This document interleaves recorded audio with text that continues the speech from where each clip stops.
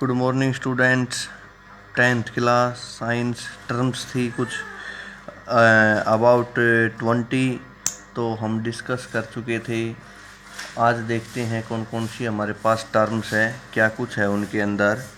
तो हमारे पास फर्स्ट जो है वो है ओर्स। तो देखो बेटे, ओर्स क्या होता है, क्योंकि इससे पहले मिनरल्स तो हमने पढ़ लिया था, अब हम पढ़ेंगे ओर्स के बारे में। The minerals from which a metal can be extracted easily and profitably। कह रहा है कि वो मिनरल जिससे हम किसी मेटल को इजीली एक्सट्रैक्ट करते हैं, वहाँ से प्राप्त करते हैं अपने फ़ायदे के लिए, वो उसे क्या कहते हैं, ओर। मतलब कि ओर से हम जो है मेटल्स को क्या करते हैं, एक्सट्रैक्ट करते हैं। ठीक है, समझ गई। तो आप क्या कह सकते हो, और it is the mineral from which metals are extracted easily and profitably। okay, next है 22 gang। ठीक है, the unwanted earthy matter rocks dust present along with the ore is called gang।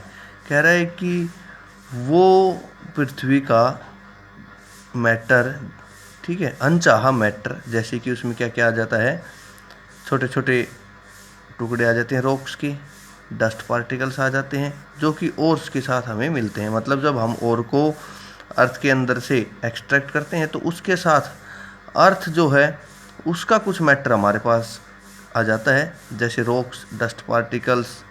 ठीक है, उन्हें क्या कहते हैं, हम गैंग कहते हैं। मतलब कि ओर के अलावा जो हमें चीज़ मिली जो कि हमारे लिए क्या है, यूजलेस है, एज ए इम्प्योरिटी हमारे पास मिल रहा है, उसे हम क्या कहते हैं, गैंग। नेक्स्ट है उसके बाद मेटलर्जी। मेटलर्जी क्या प्रोसेस है बेटे, the various processes which are use to extract a metal from its ore. कह रहा है कि वो बहुत से ऐसे प्रोसेस जिनके द्वारा हम एक मेटल को प्राप्त करते हैं उसके ओर में से। ठीक है, तो उसे क्या कहते हैं, मेटलर्जी। मेटलर्जी क्या प्रोसेस है, वो प्रोसेस है जिसके द्वारा हम ओर के अंदर से एक मेटल को एक्सट्रैक्ट करते हैं, लेते हैं। नेक्स्ट है उसके बाद extraction, the process of obtaining metal from its ore. ये कह रहा है ये एक ऐसा प्रोसेस है जिसके द्वारा हम एक ओर से मेटल को प्राप्त करते हैं। The process of obtaining metal from its ore is called extraction. Next है उसके बाद concentration of an ore. Concentration of an ore, the process of removal of gangue from an ore. कह रहा है कि ओर से गैंग को रिमूव करने का जो प्रोसेस है उसे क्या कहते हैं, कंसंट्रेशन। कंसंट्रेशन का मतलब कि हमारे पास जो भी चीज़ है वो क्या मिली है, प्योर मिली है। ठीक है, उसके बाद reduction, the process of removal of oxygen from a metal salt. ये कह रहा है कि ऑक्सीजन को निकालना, रिडक्शन का मतलब removal of oxygen from a metal salt is called reduction. ध्यान रखना बेटे, रिडक्शन में हमेशा ऑक्सीजन को रिमूवल कराते हैं। रोस्टिंग है द प्रोसेस, तो बेटे क्या चल रहा था, रोस्टिंग था हमारे पास। देखो, the process of heating strongly a sulphide और in the excess of oxygen so as to get a metal oxide is called roasting. Roasting process में हम जो है मेटल ऑक्साइड को, ठीक है, या मतलब सल्फाइड और जो है उसको स्ट्रोंगली हीट करते हैं ऑक्सीजन की प्रेजेंस में, वो भी एक्सेस के अंदर, जिसकी वजह से वो मेटल जो है वो किस में चेंज हो जाए, उसके ऑक्साइड में। तो रोस्टिंग प्रोसेस में हम क्या करते हैं, मेटल को मेटल ऑक्साइड में चेंज कर देते हैं। जैसे सल्फाइड और है, सल्फाइड और को एक्सेस ऑक्सीजन में हीट करेंगे तो वो किस में चेंज हो जाएगा, ऑक्साइड में, और इस प्रोसेस को क्या कहते हैं, रोस्टिंग। नेक्स्ट है उसके बाद calcination, it is the process of heating carbonate ore to get metal oxide. कह रहा है कि जो कार्बोनेट ओर है उनको हम हीट करते हैं ताकि वो किस में चेंज हो जाए, उनके मेटल ऑक्साइड्स के अंदर। और इस प्रोसेस को क्या कहते हैं, हम इस प्रोसेस को हम कहते हैं calcination. The process of heating carbonate ore to get metal oxide is called calcination.